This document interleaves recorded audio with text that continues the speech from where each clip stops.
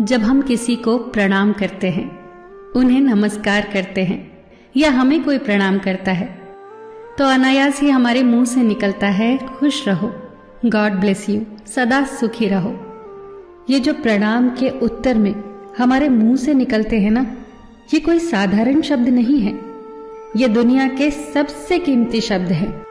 आजकल हम इन बातों को महत्व देना बंद करते जा रहे हैं, पर यकीन मानिए, जो प्रणाम के जवाब के रूप में आशीर्वाद हमें मिलता है या हम किसी को देते हैं, वो 100% चमत्कारिक शब्द होते हैं, बेशकीमती शब्द होते हैं। एक बहुत प्यारी कथा कहने जा रही हूं। महाभारत का युद्ध चल रहा था। एक दिन दुर्योधन के व्यंग से आहत होकर भीष्म पितामह यह घोषणा कर देते हैं कि मैं कल पांडवों का वध कर दूंगा। इस घोषणा का पता जैसे ही पांडवों को चलता है तो उनके शिविर में बेचैनी बढ़ जाती है। सभी को भीष्म पितामह की क्षमताओं के बारे में पता था, इसीलिए सभी अनिष्ट की आशंका से परेशान हो जाते हैं। तभी श्री कृष्ण द्रौपदी से कहते हैं, तुम अभी मेरे साथ चलो। श्री कृष्ण द्रौपदी को लेकर सीधे पितामह भीष्म के शिविर में पहुंच जाते हैं। श्री कृष्ण स्वयं तो शिविर के बाहर खड़े हो जाते हैं, पर वो द्रौपदी से कहते हैं कि अंदर जाकर पितामह भीष्म को प्रणाम करो। जैसे ही द्रौपदी ने शिविर के भीतर जाकर पितामह भीष्म को प्रणाम किया, तो पितामह भीष्म के मुख से द्रौपदी के लिए ये आशीर्वाद निकला, अखंड सौभाग्यवती भव। जैसे ही ये आशीर्वाद उनके मुख से निकला, उसी क्षण उन्हें स्मरण हो आया कि आज ही तो उन्होंने पांडवों के वध की घोषणा की थी और स्वयं ही उन्होंने द्रौपदी को अखंड सौभाग्यवती रहने का आशीर्वाद दे दिया। फिर पितामह भीष्म ने द्रौपदी से पूछा, पुत्री, क्या तुम इतनी रात को यहाँ अकेली आई हो या तुम्हें यहाँ श्री कृष्ण लाए हैं? तब द्रौपदी ने कहा, जी पितामह, और वो शिविर के बाहर ही खड़े हैं। शिविर से बाहर निकलकर दोनों ने एक दूसरे को प्रणाम किया और पितामह भीष्म ने कहा, मेरे एक वचन को मेरे ही दूसरे वचन से काटने का काम केवल कृष्ण ही कर सकते हैं।